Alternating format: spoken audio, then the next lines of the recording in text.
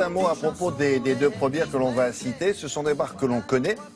Rochas, Nina Ricci. Autrefois, c'était la haute couture, ça, non? Effectivement. Donc, non, il y a plus, malheureusement, ça coûte trop cher. Il n'y a plus de haute couture. Bon, ils ont les parfums et ils ont le prêt-à-porter. Le prêt-à-porter. Et justement, c'est pas évident non plus quand vous avez un nom comme ça qui est connu dans le monde entier. Vous avez les parfums d'un côté, et puis vous dites, ce serait bien que la mode, elle décolle. Donc, c'est de trouver le créateur qui va savoir relancer la marque, puis donner un style. Parce qu'aujourd'hui, on ne se souvient plus du style de Rocha, à part c'était vraiment la dentelle chantilly, la dentelle noire. C'était vraiment l'ADN de la marque. Et puis Nina Ricci, c'était l'ultra-féminité, énormément de poids à l'époque. Alors donc, ils ont pris deux nouveaux créateurs artistiques, un Italien chez Rochas, Alessandro Dell'Acqua, et puis chez Nina Ricci, Guillaume Henry. Guillaume Henry, il a relancé Carven il y a quelques temps, et on dit que c'est le jeune prodige de la mode. Voilà, c'est un peu comme ça qu'on Alors, il y a une troisième marque qu'on ne connaît pas. Et puis, alors là, j'adore. Ça s'appelle Journée. C'est une marque avec un collectif de 3 jeunes créateurs. Un garçon qui s'appelle, vous allez aimer le prénom, Géry Journeau, Léa Seban et Lou Menet. Voilà, ils ont 25 ans à eux3, un triumvirat. Et ils défilaient pour la première fois. Ils étaient inscrits sur le calendrier. Donc ça, c'est vraiment un grand pas dans la cour des grands. On les découvre, allez. Regardez.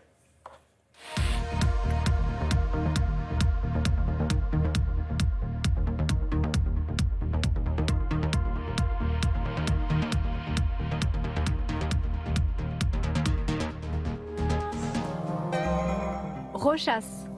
C'est difficile de lancer des nouvelles marques parce qu'il y a une offre énorme et qu'il n'y a pas de reconnaissance. Et c'est aussi compliqué de relancer une marque qui a été connue parce qu'elle a parfois un look vieillot. Alors il se trouve que dans le cas de Rochas, on n'est pas en phase de relancement.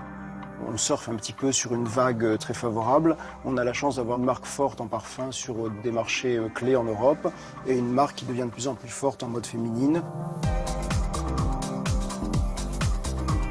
Il y a une direction mode féminine qui est importante avec Alessandro Dell'Acqua qui a repris le design il y a 4 ans. On a un style français parisien quand même, mais un peu italien puisque Alessandro est italien, que le studio est basé à Milan. Il y a les codes dentelle et oiseaux qui sont des codes bien connus. C'est un mélange de matières très subtiles et de matières plus faciles. On a un style fluide, féminin, très élégant. Nina Ricci. Je ne sais pas si c'est vraiment difficile de prolonger une marque quand on aime vraiment à ce point le nom de cette marque. Moi, je suis très sensible au nom de Nina Ricci parce que pour moi, il m'évoque le nom d'une femme que j'imagine parisienne, que j'imagine romantique, féminine, sensuelle. Et je l'imagine quand même assez indépendante, sûre d'elle. Et surtout, je mets beaucoup de mes références personnelles. Pour cette collection, évidemment, j'aime beaucoup la structure très montagne, très couture des vêtements. On a la chance d'avoir en interne un atelier qui est magnifique. Cette saison, c'était l'idée du western et l'idée du cirque. Par contre, j'aime pas les choses particulièrement littérales, donc c'est amener une information western sans qu'on se sente nécessairement habillé comme un cow-boy. Je suis très sensible au vrai vestiaire. Qu'est-ce qu'un manteau, qu'est-ce qu'un trench, qu'est-ce qu'une blouse, qu'est-ce qu'une jupe, qu'est-ce qu'une robe. Je ne sais pas véritablement créer du concept à travers un vêtement. C'est pas ce en quoi j'arrive à m'épanouir.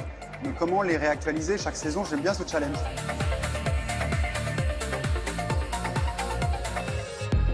Journée. Journée, c'est été cofondé par Lou, Léa et moi-même. On est 3 amis de base et l'avantage qu'on a, c'est qu'on a 3 profils très complémentaires. Et notre volonté, c'était de pouvoir créer une marque qui offre un vestiaire du quotidien, des vêtements qui sont donc nés pour le jour.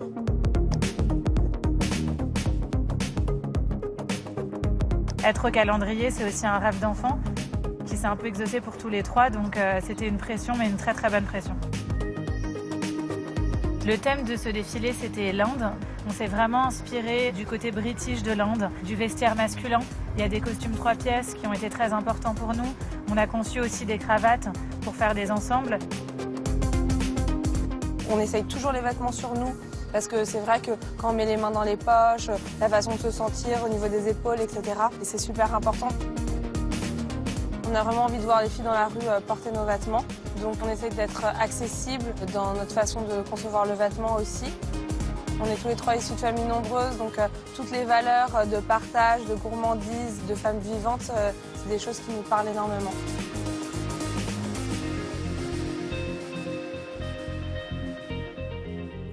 Là, c'est rigolo, ça. Oui, oui. On est loin des années 90 finalement, ou des années 80 où les créateurs faisaient des choses un peu folles et qui n'étaient pas portables. Aujourd'hui, voilà, c'est vraiment des vêtements pour nous, pour être portés, pour être dans la rue. Donc voilà, le discours est intéressant et intelligent. Merci Isabelle, à plus tard, on enchaîne.